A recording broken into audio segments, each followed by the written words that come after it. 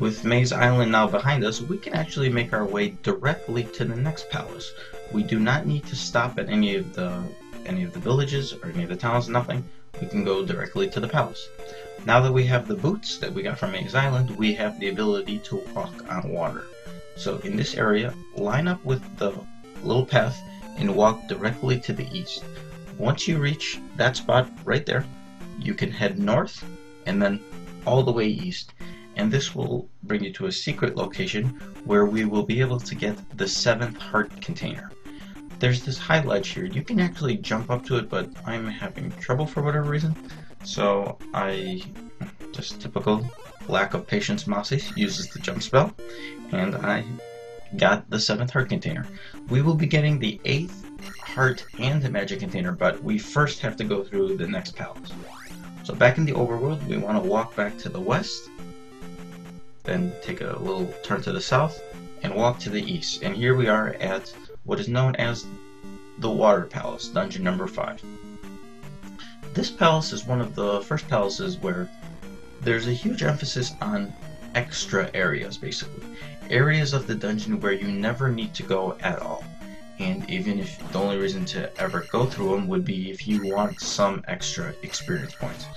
But, so this truly is a maze, so to speak, because there's a lot of unnecessary areas. There was a couple of ropes at the beginning near the entrance of the dungeon.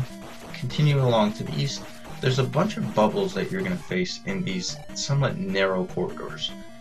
They could be very annoying, and I highly suggest using the down thrust to defeat them. Because I have the level 6 sword, they're much easier to defeat. You'll notice there's a key on the higher ledge here, but we can't reach it with the jump spell. So instead, we're going to need to use the fairy spell, turn into a fairy, head to the east. And once we return to normal form, just head back to the west, and we can go and pick up the key.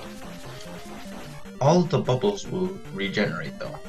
And like I just said, now that I have the level 6 sword, they're much easier to defeat. In fact, since there's unlimited of them, pretty much, you can just go back and forth, repeatedly defeating these bubbles, and each time they give you 50 experience points, and that really adds up.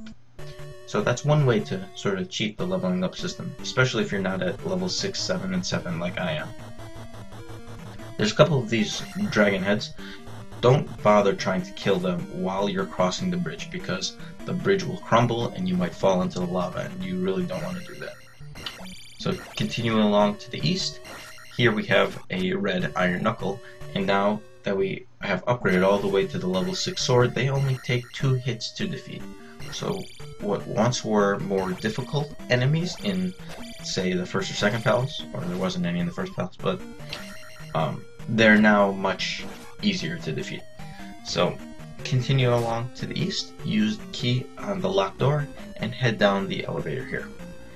Here's one of the paths where if you head to the right, it's going to lead you to a dead end, so just head to the west. There's a new enemy you'll notice here, and it's known as a Mago, which is the Japanese name.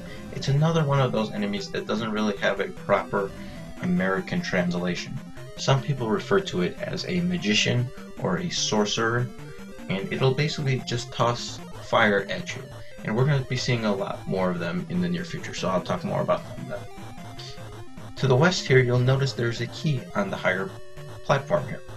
I used the jump spell, but what I really need to do is wait for more blocks to appear, and then I can jump on top of the blocks and then reach the key. Be careful because the blocks will fall from the ceiling, and if they land on Link, they will hurt you. But because we got, I think it was the glove from one of the previous dungeons, we can break through. This makes no sense because we're breaking the lower barriers, but how are the upper blocks able to support themselves? They're just floating in thin air here. Anyway, just continue along to the west, avoid the Moa, and we have several more iron knuckles. These are orange iron knuckles, and it's actually at the point where both the red iron knuckles and the orange iron knuckles are pretty much completely identical. They both take 2 hits to defeat because our sword is much stronger now. Get to the elevator, and this is another one of the cases where heading east just leads to a dead end, so we just want to head to the west. There's more of these sorcerers here, and I'm just pretty much running right by them because they could be rather difficult to defeat because they keep disappearing and reappearing, and they take a lot of life out of you, and it's hard to get by them without getting hit, that is. I used the jump spell here. There's a higher point bag. There's a point bag on the higher ledge. It's hard to get to because there's the bubble floating around, and there's also those droplets that can be very annoying. And once I walk back to the right, the other bubble respawned here, and I have this thing where once I hit an enemy once, I almost feel inclined that I have to defeat them. So you can defeat these bubbles, and you can actually leave the screen, come back if you really want to, and just keep leveling up through the expense of these bubbles. You can continue. We don't want to continue along to the west, actually, yet. We want to take the elevator down, and from here we can head to the east. Use the jump spell here, and there's an iron knuckle on the higher ledge. So two hits with the sword, with the level 6 sword. Defeat it, pick up the key, and now continue along to the east. Now there's a bubble floating around here, but there's also several sorcerers.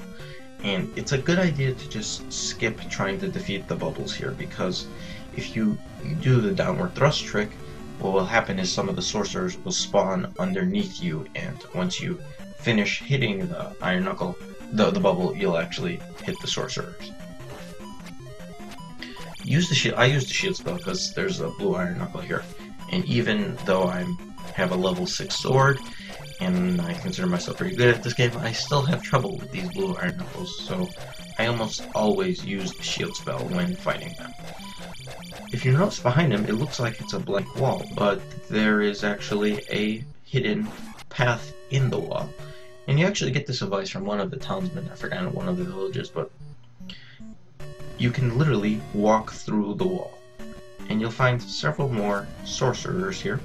Just continue along to the east. Like I said, don't bother trying to kill them.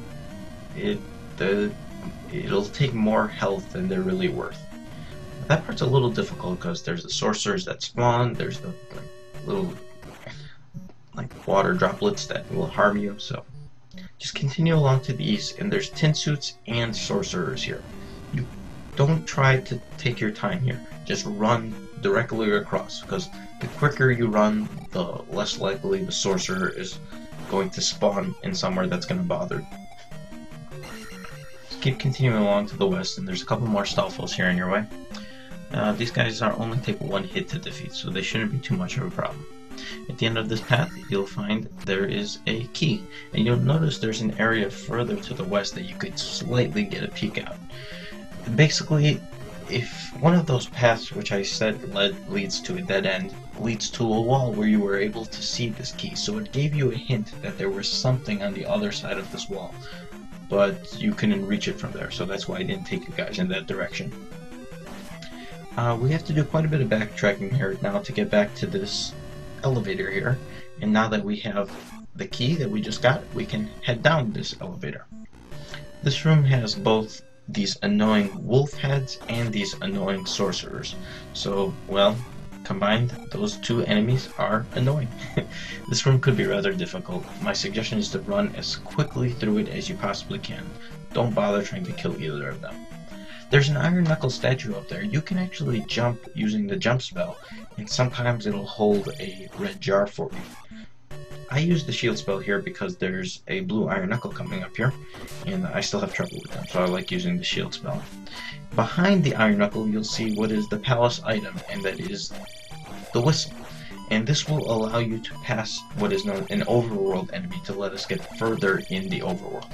So defeat the iron knuckle, pick up the whistle, and that'll do it for this section of this chapter. Join me and we'll complete the palace.